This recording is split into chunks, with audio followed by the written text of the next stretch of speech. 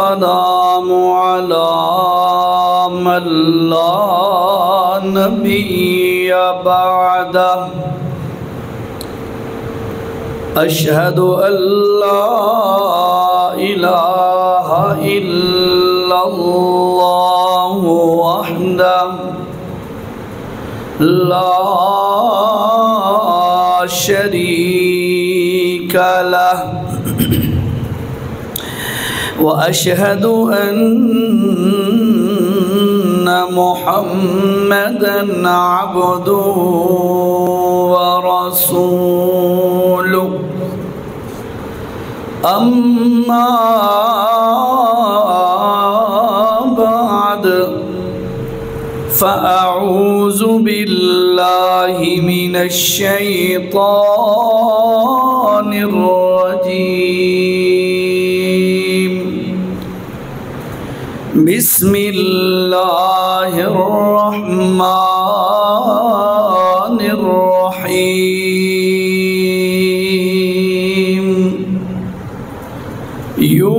يوفون بالنذر ويخافون يوما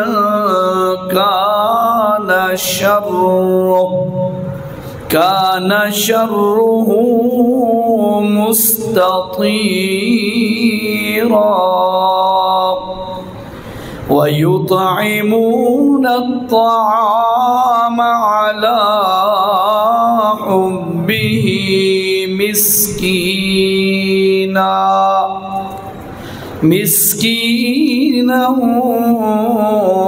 ويتيما وأسيرا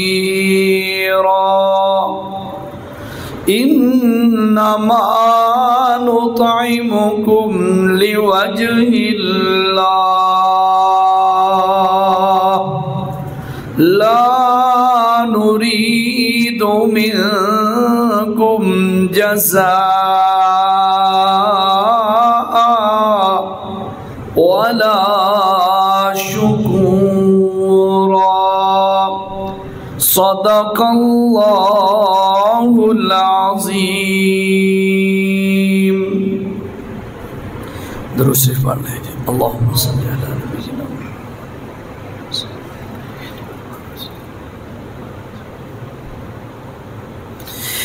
ذی قدر ذی وقار سامعین، پچھلے جمعے پر سیدنا علی رضی اللہ تعالی عنہ کے فضائل اور مناقب کے حوالے سے چند باتیں آپ کے سامنے رکھی تھیں. آپ کی خصوصیات اور فضیلت کی وجوہات جو تھیں وہ آپ کے سامنے رکھ رہا تھا.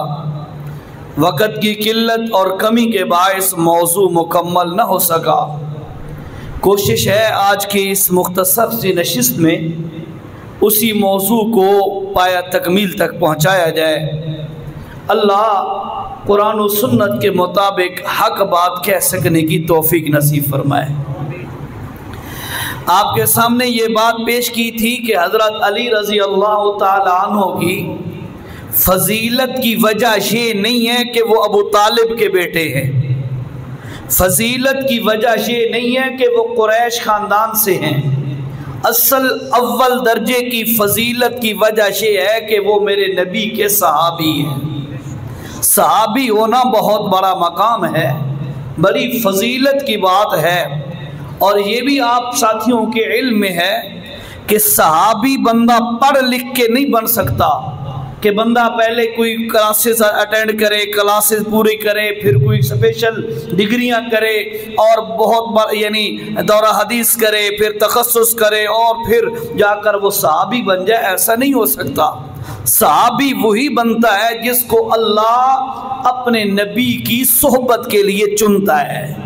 مقصد یہ ہوا کہ صحابیت کا شرف یہ اللہ کی طرف سے عطا ہے، خصوصی نوازش ہے اللہ کی.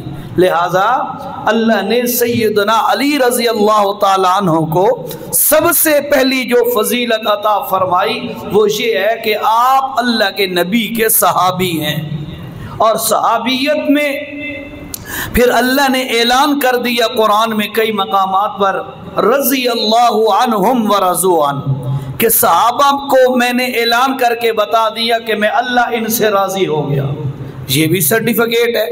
اور اس کے بعد میں نے دوسری فضیلت بتائی تھی کہ حضرت علی رضی اللہ تعالیٰ عنہ عام صحابی بھی نہیں، وہ صحابی ہے جنہوں نے ابتدائے اسلام میں اسلام قبول کیا، تو والسابقون الاولون کے تحت ان کا وہ مقام بھی بہت بڑا ہے کہ اول لا یستوی منکم من انفق من قبل الفتح وقاتل، فرمایا وہ کیسے برابر ہو سکتا ہے جو فتح مکہ کے بعد مسلمان ہوا، فتح مکہ کے پہلے والوں سے، لوگوں سے، صحابہ سے کیسے وہ برابر ہو سکتا ہے؟ تو یہ بھی فضیلت میں نے آپ کو بتلائی تھی۔ اس کے بعد پھر میں نے آپ کو تیسری فضیلت بتلائی تھی کہ اللہ کے رسول صلی اللہ علیہ وسلم نے ایک محفل میں بیٹھ کے 10 صحابہ کے نام لیے، باتیں یاد آ رہی ہیں نا؟ 10 صحابہ کے نام لیے، ابو بکر فی الجنہ، عمر فی الجنہ، عثمان فی الجنہ، علی فی الجنہ، طلحہ فی الجنہ، زبیر فی الجنہ وغیرہ وغیرہ۔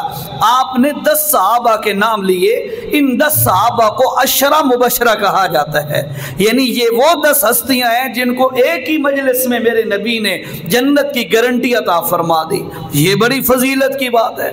پھر اس کے بعد میں نے اور بات بتاتے ہوئے یہ بات میں نے آپ کو بتائی تھی کہ اللہ کے رسول صلی اللہ علیہ وسلم نے فرمایا میرا اللہ کہتا ہے کہ یا اہل بدر اعملوا ما شئتم، اے بدر کے صحابہ جنہوں نے بدر میں شرکت کی ہے، 313 کی تعداد تقریباً ہے، تو اے اہل بدر اعملوا ما شئتم، اللہ کہہ رہا ہے آج کے بعد تم جو مرضی ہے کرتے رہو، میں اللہ تم سے نہیں پوچھوں گا۔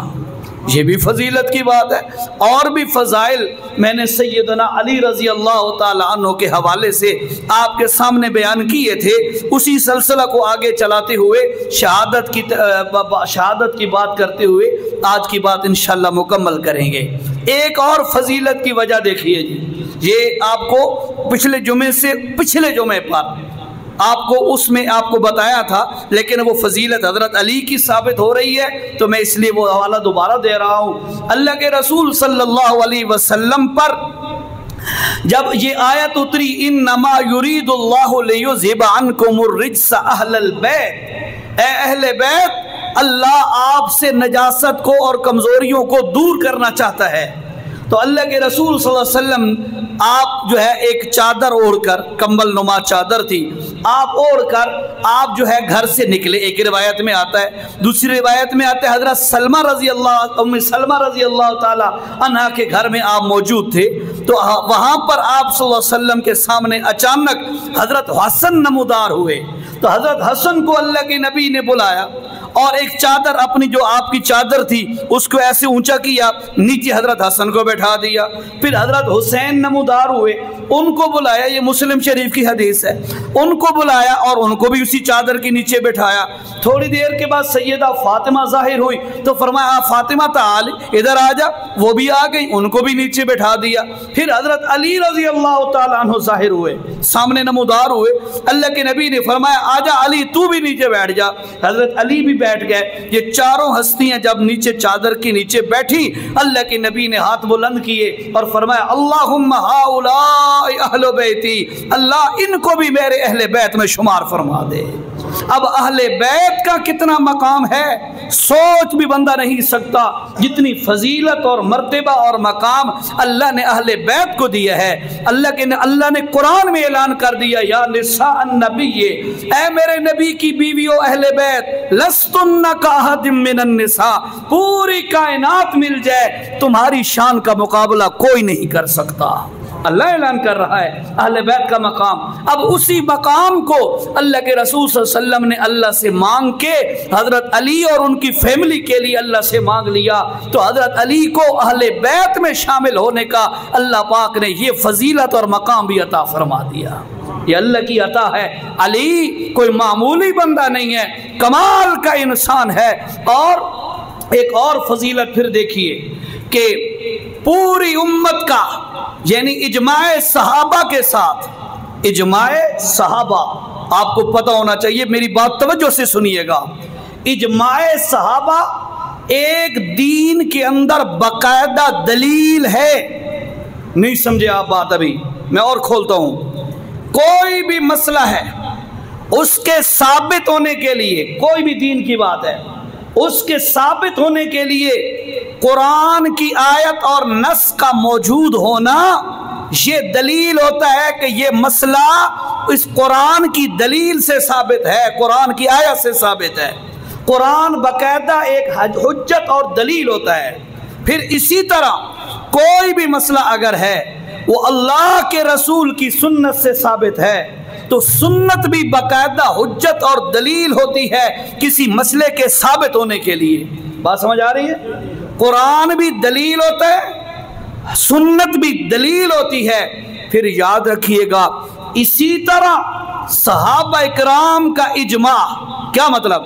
جس مسئلے پر صحابہ متفق اور متحد ہو گئے ہوں، وہ مسئلہ اگر قرآن و سنت سے ثابت نہ بھی ہو، صحابہ کسی مسئلے پر متفق ہو گئے ہوں تو وہ مسئلہ ثابت ہوگا۔ صحابہ کی دلیل، صحابہ کا اجماع اور جمع ہونا یہ ایک باقاعدہ دلیل ہوگا۔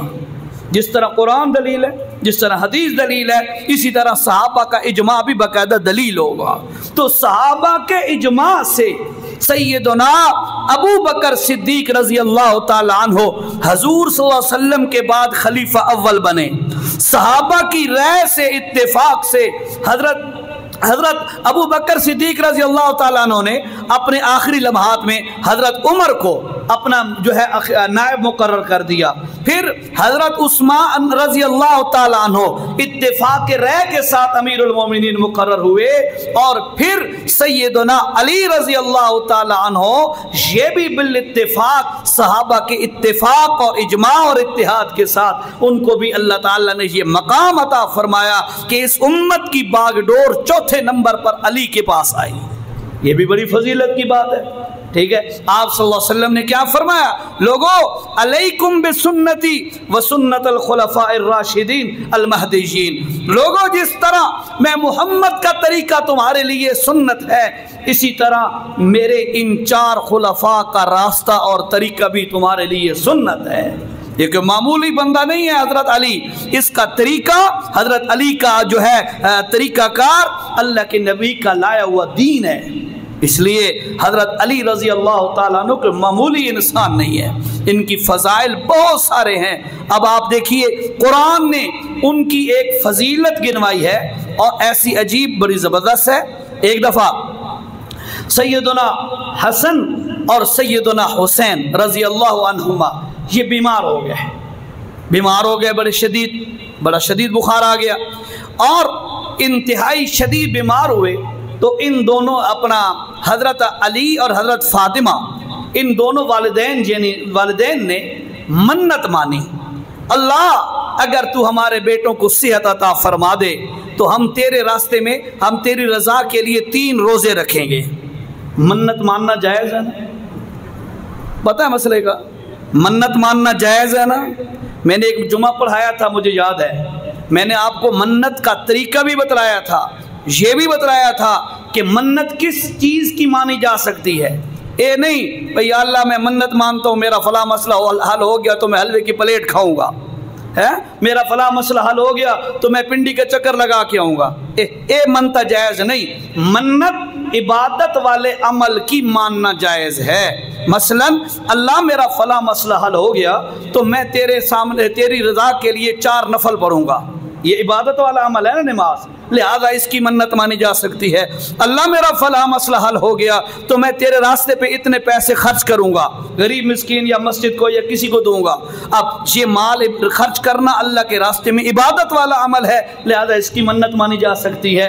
کوئی بھی عبادت والا عمل ہے اس کی منت مانی جا سکتی ہے۔ 1 نمبر 2 منت عبادت والے عمل کی مانتے وقت نیت صرف اللہ کی کرنی ہے، اللہ روزے تیرے لیے رکھوں گا، اگر میں روزے کی نیت مانتا ہوں، منت مانتا ہوں، نفل تیرے لیے پڑھوں گا، مرغا ذبح کرے سائے جرا گھر کھلے، مثال کے طور پہ ککر ذبح کروں گا، یہ بچڑا میرے گھر میں کھڑا ہے، بکرا کھڑا ہے، بکری کھڑی ہے، یہ ذبح کر دوں گا تیرے راستے پہ، لیکن ذبح کرتے ہوئے منت مانتے ہوئے نیت کیا ہونی چاہیے؟ صرف اللہ ہی کے لیے یہ کام کرنا ہے۔ بہرحال اس موضوع پر الحمدللہ میں آپ کے سامنے پورا جمعہ لگا چکا ہوں اور آپ کو یاد بھی ہوگا. پھر انشاءاللہ اللہ نے توفیق دی، مسائل کو بندہ ریپیٹ کرتا رہتا ہے تاکہ تازہ ہوتے رہیں. تو بہرحال مختصر یہ ہے کہ حضرت علی حضرت فاطمہ رضی اللہ عنہما نے منت مانی، اللہ اگر حسن و حسین کو تو صحت عطا فرما تو ہم تیری رضا کے لیے 3 روزے رکھیں گے. یہ منت مانی جا سکتی ہے. ایک مسئلہ اور بھی منت کے متعلقہ سن لو، جس کام کی منت مانی ہو، جس عمل کی منت مانی ہو اور بندے کا مسئلہ حل ہو جائے، اس کے بعد اس منت کا پورا کرنا واجب ہے. سمجھ آئیے؟ بندہ آ کے بھائی یار ہوں تک کم ہو گیا ترکا دے ہو کون دے 1000 روپیہ میں مننا ہوں پرے کرو یار کام تو ہوا جرا ہو گیا. نہیں، بلکہ منت کا پورا کرنا واجب ہوتا ہے. نہیں کرے گا تو قیامت کے دن وہ ماخوذ ہوگا، اللہ اسے پکڑے گا. اس لیے منت کے بارے میں چند باتیں آئی گئیں تو میں نے آپ کے سامنے پیش کر دی ہیں. ان دونوں نے منت مانی. کیا منت مانی؟ اللہ 3 روزے رکھیں گے. اللہ کا کرنا قرآن اس کو نقل کر رہا ہے. یوفون بالنذر، یوفون بالنذر. نظر اور منت یہ ایک ہی چیز ہے. قرآن میں عربی میں اس کو نظر کہا گیا ہے. یوفون بالنذر، وہ پوری کرنے والے ہیں. النذر، منت کو پوری کرنے والے ہیں. اللہ پاک حضرت علی اور ان کے گھرانے کی فضیلت بیان کر رہا ہے. اللہ واقعہ یہ ہوا، انہوں نے منت مانی، اللہ نے حسنین کریمین کو صحت اور شفا عطا فرما دی. جو ہی صحت ملی، اپنی منت کو پورا کرنے کے لیے انہوں نے روزہ رکھا. روزہ رکھ کر پورا دن روزہ رکھ کر اب شام کے وقت جو تھوڑا بہت گھر میں کھانے پینے کا انتظام تھا حضرت فاطمہ نے وہ تیار کیا. افطاری کے انتظار میں بیٹھے ہیں. اللہ کا قرآن کیا کہتا ہے؟ وَيُطْعِمُونَ الطَّعَامَ عَلَىٰ حُبِّهِ مِسْكِينًا وَيَتِيمًا وَأَسِيرًا. افطاری کے لیے بیٹھے ہوئے، اچانک دروازہ کھٹکا. دروازہ کھٹکانے والا کہتا ہے جناب او اہل بیت، او محمد کے لخت جگر کے گھرانے والوں، او علی کا گھرانہ، او حضرت فاطمہ کا گھرانہ، او سخیوں کا گھرانہ، میں مسکین ہوں، میں بڑا غریب الحال مسکین ہوں، مجھے کھانے کی بڑی اشد ضرورت ہے، مہربانی کرو میرا کھانا مجھے دے دو. حضرت حسن رضی اللہ تعالیٰ عنہ بھی بیٹھے ہوئے ہیں، حسین بھی بیٹھے ہوئے ہیں، علی اور فاطمہ بھی بیٹھے ہوئے ہیں. جب دروازے سے آواز آئی حضرت حسن رضی اللہ تعالیٰ عنہ کو حضرت علی نے فرمایا او بیٹا یہ روٹی میرے حصے والی لے کر مسکین کو جا کے دیا، پتہ نہیں کتنے دنوں سے اس نے نہیں کھایا ہوگا. بیٹا لے کے جب جانے لگا اپنے ابا سے کہتا ہے او ابا جی اگر اجازت ہو تو میں بھی اپنے حصے کی روٹی اس مسکین کو دے دو. اللہ کا یہ نیک بندہ حضرت علی کیا کہتا ہے بیٹا اس میں نیکی کے کام میں کیا اجازت کی ضرورت ہے، خوشی سے دے دو میں تو بڑا خوش ہوں گا.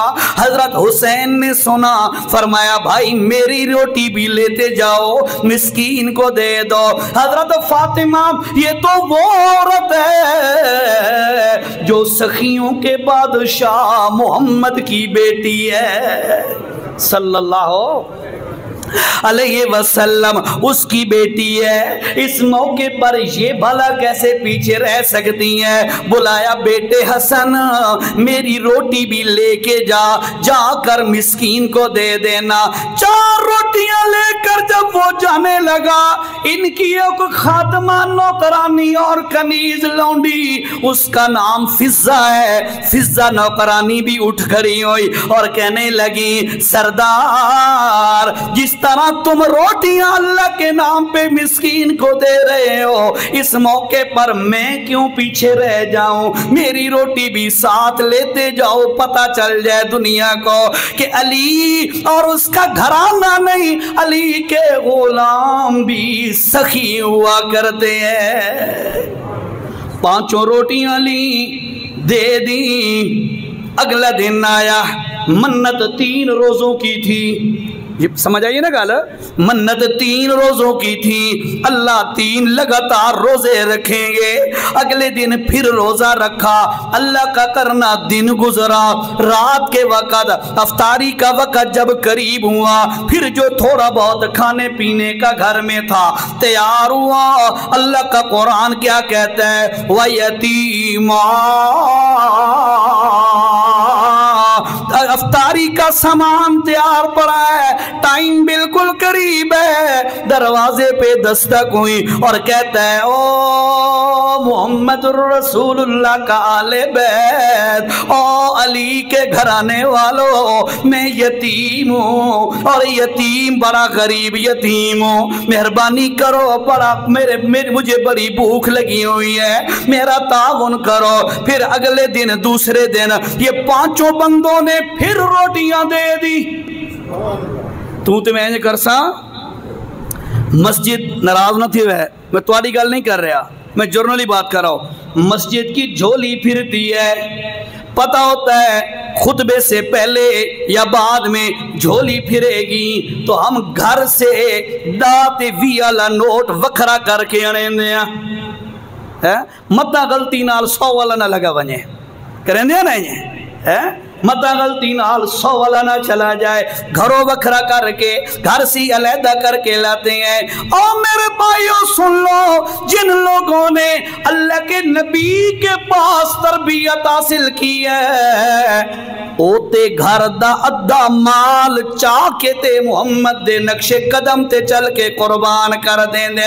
और नहीं मुसलमाना, जिन्होंने अल्लाह के नबी से तरबियत हासिल की है, वो घर का सारा माल जमा करके दीवार पे हाथ मार के ये ऐलान करता है, यार यहाँ सुई मैंने अटकाई थी, ये सुई भी अल्लाह दे रास्ते तो रह न जाए।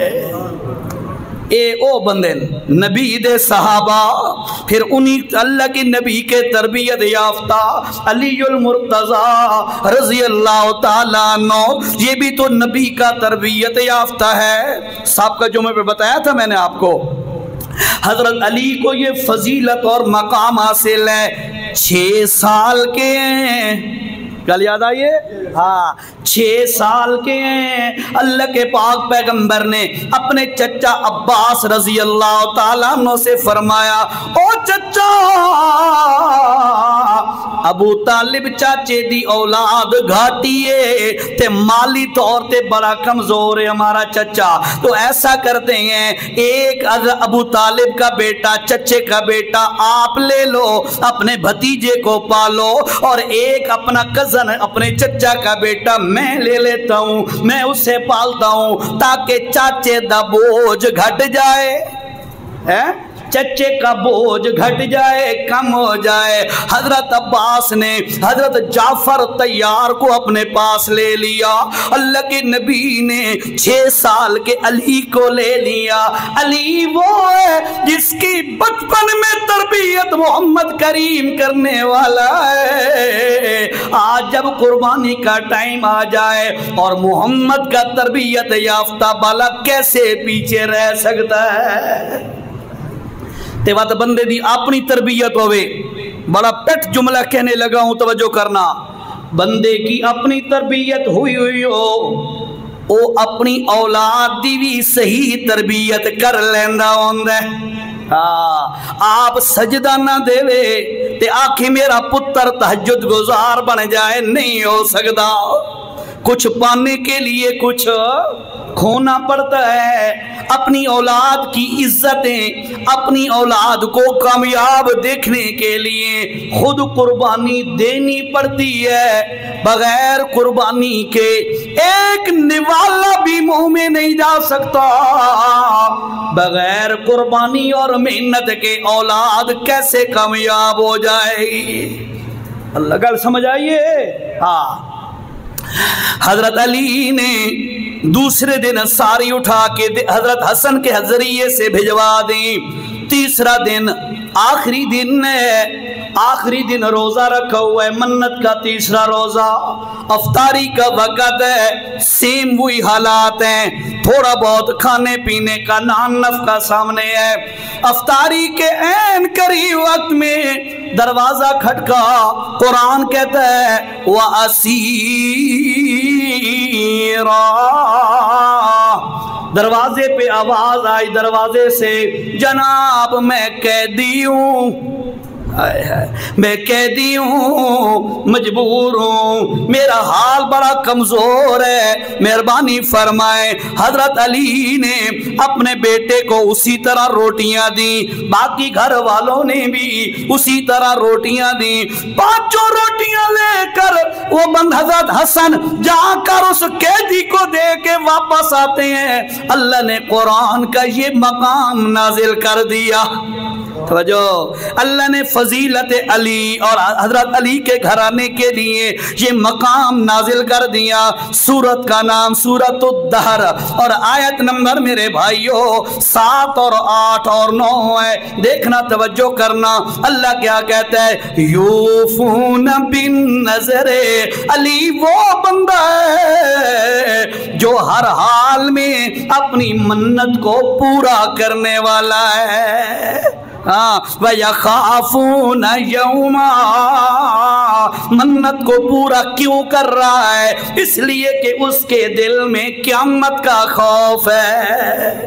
گل ہے اے منتاں پوریاں اوہی کر سکدا ہے جس نو اللہ دا ڈر ہوے، اللہ دیاں باتاں اوہی کر سکدا ہے جس نو اللہ دا ڈر ہوے، جس کے دل میں اللہ کا ڈر نہ ہو وہ شتر بے مہار ہوتا ہے، جو مرضی ہے کرتا رہے، اس کے لیے کوئی چیز رکاوٹ نہیں ہوتی۔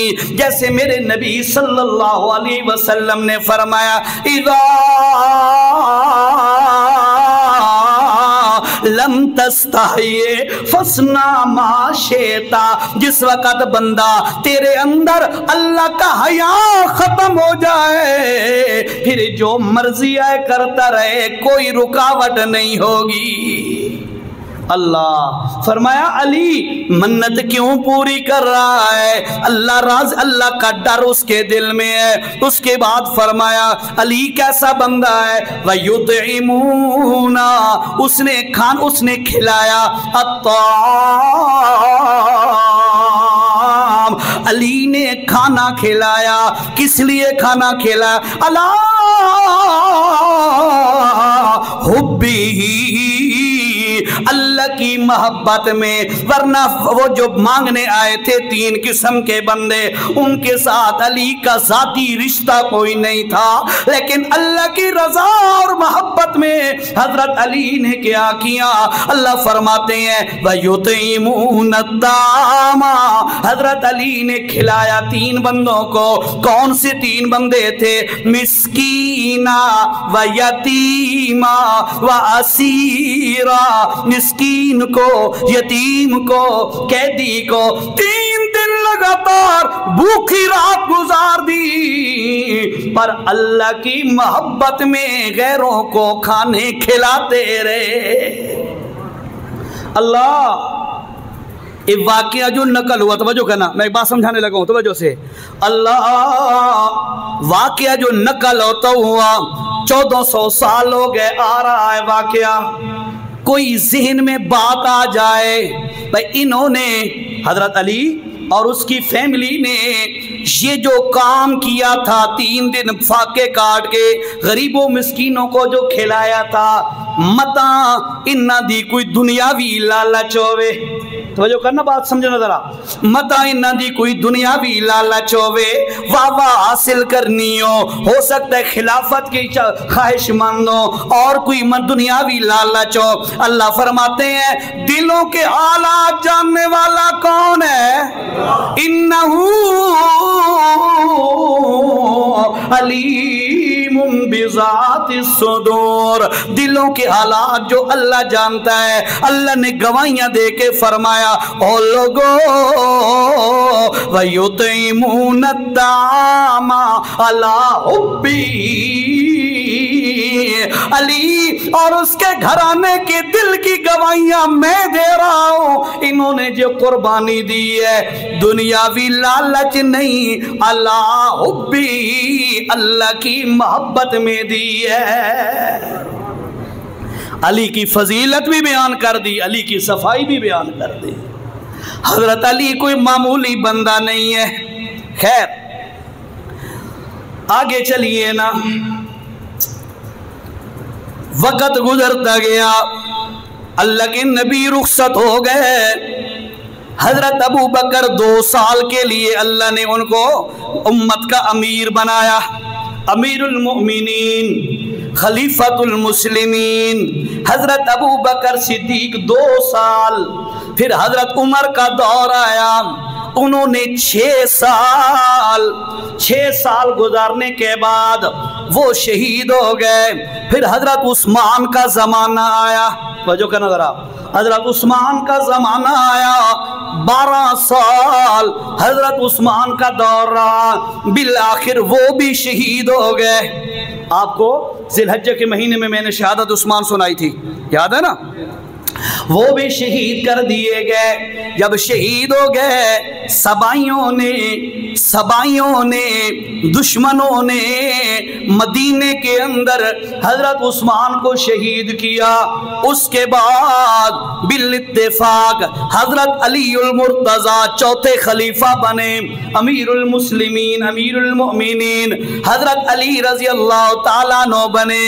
جس وقت علی رضی اللہ تعالیٰ عنہ امیر المومنین بنے، انہوں نے پہلا فیصلہ کیا. ایک گل اتھے روکو، گل سمجھنی ذرا. ان کا جو پہلا فیصلہ تھا اس کی بارے میں بات کرنے لگا ہوں، اس سے پہلے حدیث سنو. اللہ کے پاک پیغمبر صلی اللہ تعالی علیہ وسلم نے فرمایا، توجہ سے بات سننا ذرا، کمال کی حدیث ہے، مفہوم حدیث سنیے گا. اللہ کے پاک پیغمبر نے فرمایا ارحم امتی بے امتی ابو بکر واشدهم فی امر اللہ عمر واصدقهم حیاء عثمان واقضاهم علی او کما قال صلی اللہ علیہ وسلم. میرے نبی نے کمال کی بات کی ہے، فرمایا ارحم امتی بے امتی ابو بکر. اور میرے صحابہ سن لو، میری ساری امت میں سے زیادہ نرم دل والا اور امت کے معاملے میں نرمی اختیار کرنے والا ابو بکر ہے. بڑا نرم مزاج، بڑا نرم مزاج، رقیق القلب. واقعات میں چلے جائیں گے تو اپنا موضوع رہ جائے گا. میں نے آج یہ موضوع لازمی مکمل کرنا ہے. بہرحال چلیں یہ آگے. میری امت میں سب سے زیادہ نرم دل والا رحم دل بندہ ابو بکر صدیق ہے. اور اس کے بعد فرمایا وَأَشَدُّهُمْ، زیادہ سخت. میری امت میں سب سے زیادہ سخت کس معاملے میں؟ فی امر اللہ، اللہ کے دین کے معاملے میں. اللہ کے دین کے معاملے میں میری امت میں سے سب سے سخت کون ہے؟ فرمایا عمر. عمر عجیب ہے، یہی بات ہے. میرے نبی نے فرمایا تھا عمر جس گلی سے گزر جائے شیطان بھی اس گلی سے نہیں گزرتا. ہاں بڑا سخت ہے، لیکن انجھے نہیں بھئی بے جا سختی نہ، اللہ کے دین کے معاملے میں. میرے نبی نے فرمایا وَأَشَدُّهُمْ، زیادہ شدید اور سخت ہے، فی امر اللہ، اللہ کے دین کے معاملے میں عمر بڑا سخت ہے۔ تیسرے نمبر پہ فرمایا وَأَصْدَقُهُمْ حَيَاءً عثمان، او لوگو سب سے زیادہ میری امت میں حیا کرنے والا، حیا والا عثمان ہے۔ حدیث یاد ہو سی او پنڈلی دے کپڑے علی ہے، کیا فرمایا تھا میرے نبی نے کہ عائشہ تو پوچھتی ہے ابا جی ابو بکر آئے کپڑا سیدھا نہیں کیتا، عمر آئے کپڑا نیچے نہیں کیا، ٹیک لگا کے بیٹھے رہے، میرا اب عثمان بن عفان جب آئے اس سے پہلے آپ فوراً الرٹ ہو گئے، سیدھے ہو کے بیٹھ گئے۔ وجہ کیا ہے؟ اللہ کی نبی نے فرمایا عائشہ عثمان میری امت کا وہ بندہ ہے یہ جب زمین پہ چلتا ہے اللہ کے فرشتے عرشوں پر اس سے حیا کرتے ہیں۔ تو فرمایا وَأَصْدَقُهُمْ حَيَاءً عثمان، حضرت عثمان حیا کے معاملے میں بڑا آگے ہے۔ اور چوتھے نمبر پہ فرمایا وَأَقْضَاهُمْ عَلِي، اور میرے صحابہ سنو، حضرت علی فیصلوں کے بارے میں سب سے آگے ہے۔ حضرت علی دے فیصلے بڑے نرالے ہوندے، میرے نبی نے فرمایا انہی فیصلوں میں سے تو وہ گل پہ سنوینا، حضرت علی نے فیصلہ کیا جس وقت مطالبہ زور پکڑ رہا تھا کہ حضرت عثمان کے قاتلین کا بدلہ لیا جائے، اور حضرت علی امیر المومنین بن گئے۔ حضرت علی نے پہلا فیصلہ یہ کیا نہ مکے کو دارالخلافہ بنایا، حالانکہ سننا ذرا توجہ، اللہ کے نبی مدینہ میں آئے، کیپیٹل دارالخلافہ مدینہ الرسول بنا، ابو بکر صدیق کے دور میں بھی کیپیٹل مدینہ منورہ، عمر کے دور میں بھی، عثمان کے دور میں بھی، حضرت علی آئے، انہوں نے فیصلہ کیا مدینہ کیپیٹل نہیں بننے دوں گا، مکہ بھی کیپیٹل بننے نہیں دوں گا، کیپیٹل دارالخلافہ نہیں بننے دوں گا، جا کر کوفے کو دارالخلافہ بنایا۔ کیا عجیب فیصلہ ہے، میرے نبی نے جو کہا تھا وَأَقْضَاهُمْ عَلِي، علی کے فیصلے بڑے نرالے ہوتے ہیں۔ حضرت علی نے یہ فیصلہ کیوں کیا؟ اس لیے کیا سمجھ گئے تھے حالات بڑے خراب ہیں، خون ریزی کا بڑا خطرہ ہے، اور حضرت علی نہیں چاہتے کہ اللہ کے نبی کا شہر مدینہ یا مکہ جو اللہ کا شہر ہے یہ خون سے آلودہ ہو جائے، ناپاک ہو جائے۔ ان شہروں کی حرمت کو بچاتے ہوئے حضرت علی نے فیصلہ کیا دارالخلافہ مکہ مدینہ نہیں کوفہ ہونا چاہیے۔ کتنا پیارا فیصلہ ہے میرے نبی نے فرمایا اقضاہم علی، علی دے فیصلے بڑے عجیب ہوندے نے۔ ایک دفعہ نا بیٹھے ہوئے ایک مسجد کے اندر، ایک بندہ آیا، اس نے کہا حضرت میری امداد کیجئے، توجہ کرنے ذرا، حضرت میری امداد کیجئے۔ آپ نے حضرت علی نے اپنے بیٹے حسن کو بلایا، بیٹا گھر میں جا امی جان سے کہہ ابو جی کہہ رہے ہیں میں نے 6 درہم جو رکھے تھے ان میں سے 1 درہم اٹھا کر دے دے، میں نے اللہ کے راستے میں دینا ہے۔ حضرت حسن گئے، جا کر امی سے کہا فاطمہ رضی اللہ تعالیٰ عنہ سے ابو جی یہ کہہ رہے ہیں۔ حضرت فاطمہ نے کہا بیٹا ایک دفعہ ابو کو یاد دہانی کرا دے، بعد دفعہ ذہن سے بات نکل بھی سکتی ہے، جا کر یاد دہانی کرا دے کہ آپ نے تو فلاں ضروری کام کے لیے رکھے تھے، وہ ہیں 6 ہیں، آپ ان میں سے 1 لے رہے ہیں، آپ کا وہ کام کہیں خراب نہ ہو جائے۔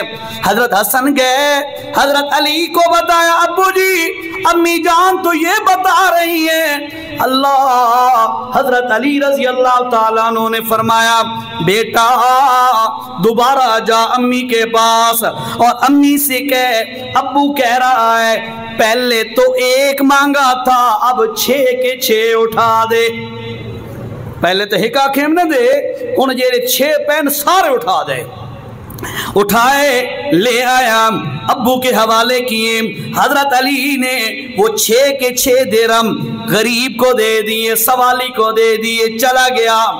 تھوڑی دیر گزری، حضرت علی، اللہ توجہ، میں حدیث سنا رہا تھا آپ کو نا، وَأَقَضَاهُمْ عَلِي، علی کے فیصلے بڑے عجیب ہوتے ہیں، 6 کے 6 دے دیے۔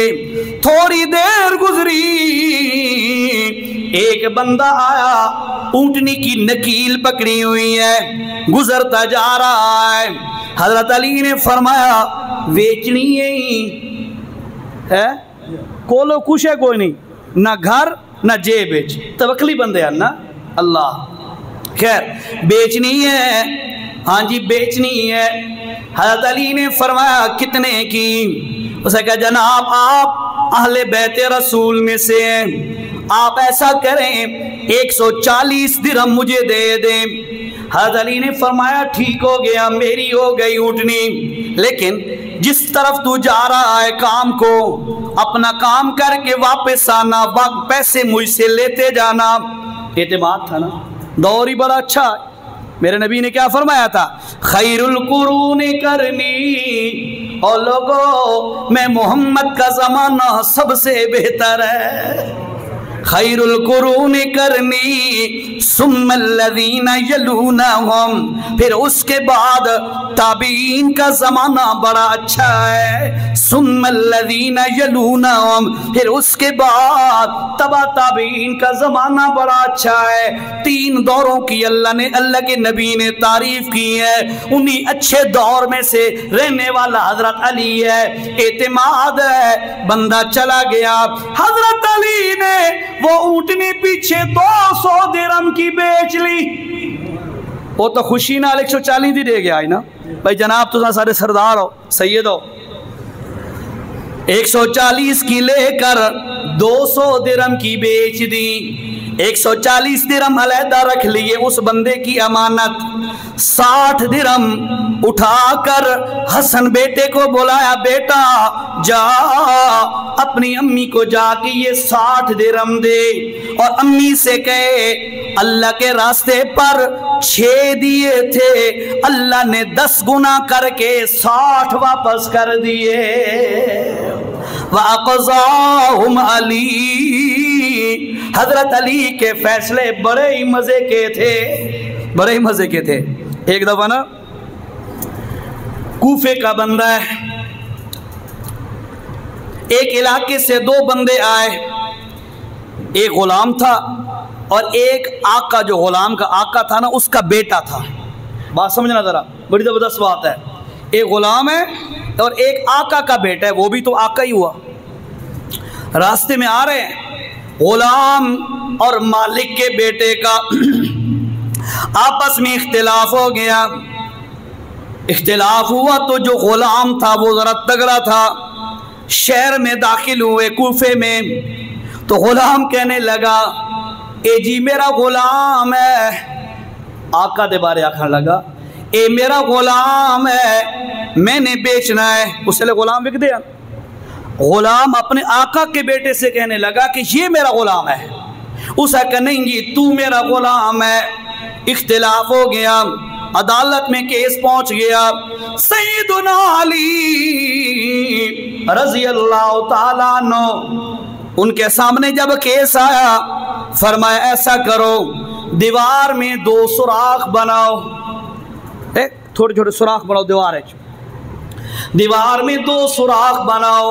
یہ جو دونوں بندے ہیں ان دونوں سے کہو کہ ان میں سر داخل کریں، دوسری طرف سے نکالیں۔ سر نکالے گئے دوسری طرف سے، نکالنے کے بعد حضرت علی ادھر سے آئے اور فرمایا یہ رہا غلام ہے، توجہ نا، یہ رہا غلام ہے، اس نو میں قتل نہیں کرنا۔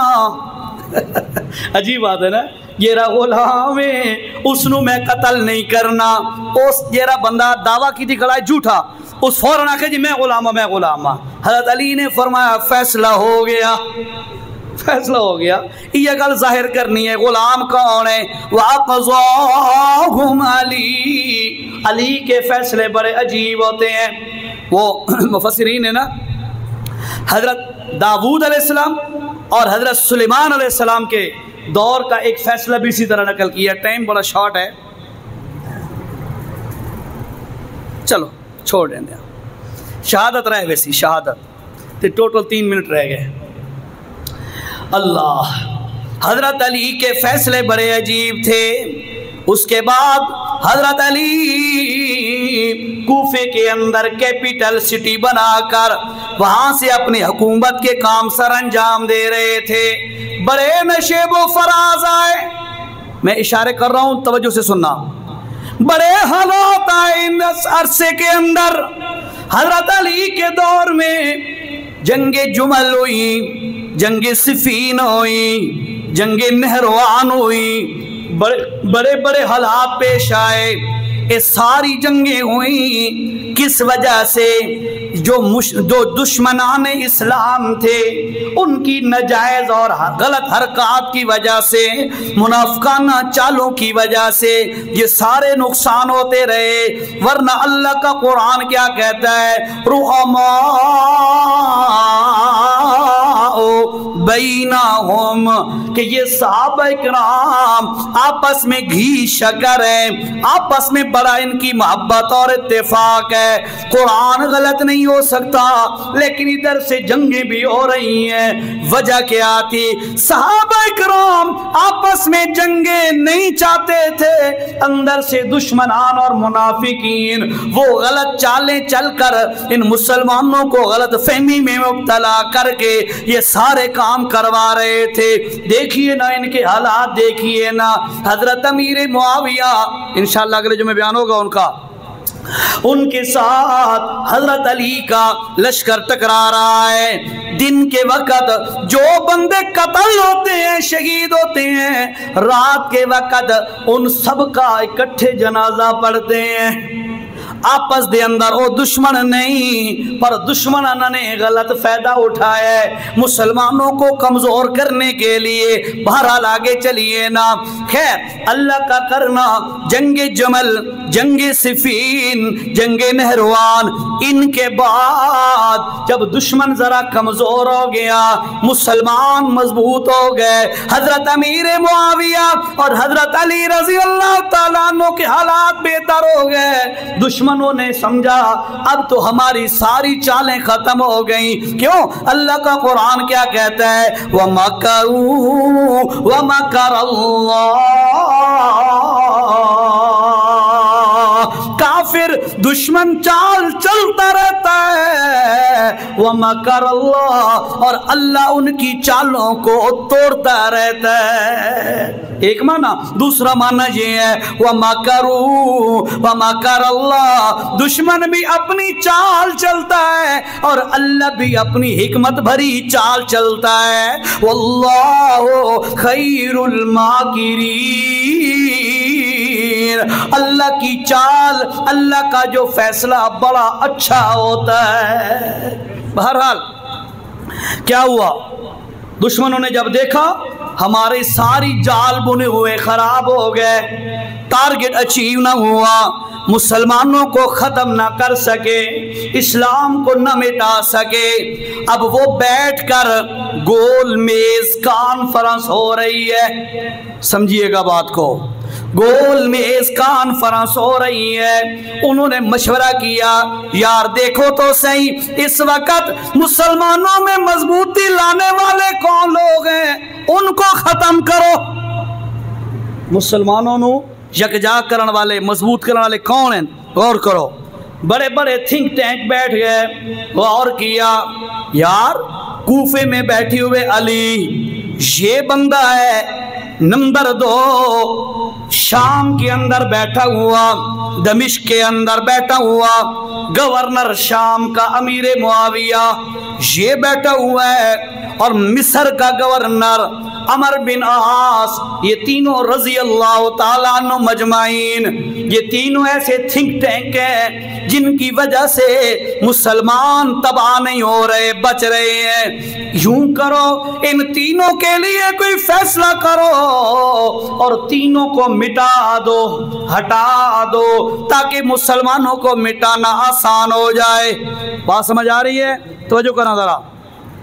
فیصلہ ہوا ان کو علیحدہ علیحدہ کر کے قتل کرو گے تو ایک اگر قتل ہو گیا باقی 2 ہماری اینٹ سے اینٹ بجا دیں گے۔ ایسا کام کیا جائے تاکہ تینوں کے تینوں کو ایک ہی دفعہ مٹا دیا جائے۔ فیصلہ ہوا کون سے دن؟ 20 رمضان۔ کون سا؟ 20 رمضان کا دن مقرر ہوا، اور فجر کی نماز کا وقت معین ہوا کہ فجر کی نماز میں 20 رمضان کو ان تینوں پر اکٹھا حملہ کیا جائے۔ اکٹھے کا کیا مطلب ہے؟ ایک کوفے میں ہے، ایک دمشق میں ہے، ایک مصر میں ہے، یعنی ایک ہی دن ایک ہی نماز کے ٹائم میں بیک وقت حملہ کیا جائے تاکہ تینوں کو راستے سے ہٹایا جا سکے۔ اللہ کا کرنا، توجہ سننا، آخری باتیں ہیں۔ 3 بندے مقرر ہو گئے، تے حضرت علی نو قتل کرنے، تے عمر بن عاص نو قتل کرنے، تے علی المرتضی نو قتل کرنے۔ 3 بندے مقرر ہو گئے، اپنے اپنے ٹاسک پہ پہنچ گئے، ٹارگٹ پہ پہنچ گئے، اندھیرے میں چھپ کر بیٹھ گئے۔ فجر کی نماز کا وقت ہوا، اب انتظار میں بیٹھا مصر والا بندہ، عمر بن عاص کی انتظار میں مصر والا بندہ بیٹھا ہے۔ حضرت عمر بن عاص نکلے، اس نے حملہ کیا، حضرت زخمی ہوئے پر بچ گئے۔ موت زندگی کس کے ہاتھ میں ہے؟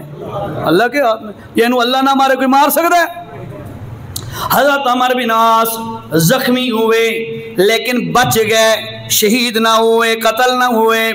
حضرت امیر معاویہ کا جو بندہ انتظار کر رہا تھا، اللہ کا کرنا، حضرت امیر معاویہ اس دن صبح کی نماز میں مسجد نہ جا سکے، کوئی عذر ہوگا، مسجد نہ جا سکے، وہ بھی بچ گئے۔ تیسرے حضرت علی اپنے کوفے کے اندر صبح کی نماز کے لیے مسجد کی طرف جا رہے ہیں۔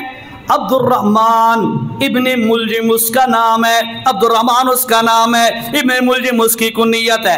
یہ بندہ حضرت علی پر حملہ آور ہوا اور حضرت علی کو اس ظالم نے شہید کر دیا۔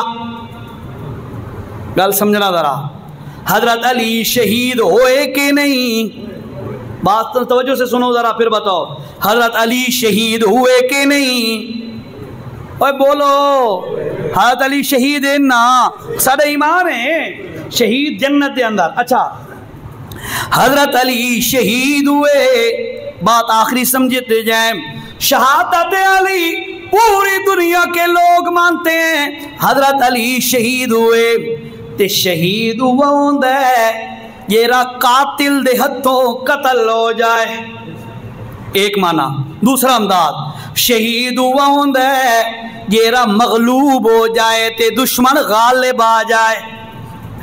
اور جو بندہ کسی دشمن سے مغلوب ہو کر شہید ہو جائے، اپنے آپ کو نہ بچا سکے، وہ تیرا میرا مشکل کشا بھلا کیسے بن سکتا ہے؟ بن سکتا ہے؟ اگر کوئی بندہ حضرت علی کو مشکل کشا کا معنی کیا ہے؟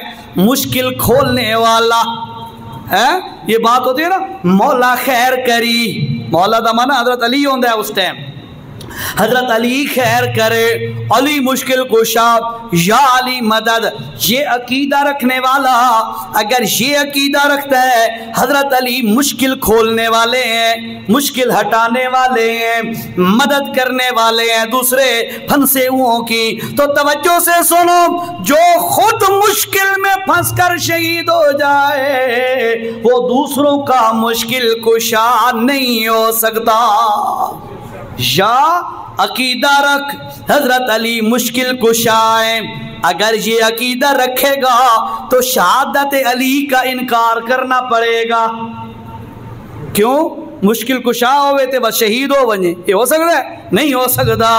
یا تو عقیدہ رکھ حضرت علی کے مشکل کشا ہونے کا، مشکل میں کام آنے والے کا عقیدہ رکھ، پھر شہادت علی کا انکار کر۔ اگر شہادت علی کا عقیدہ رکھتا ہے پھر مشکل کشا ہونے کا انکار کر۔ کیوں؟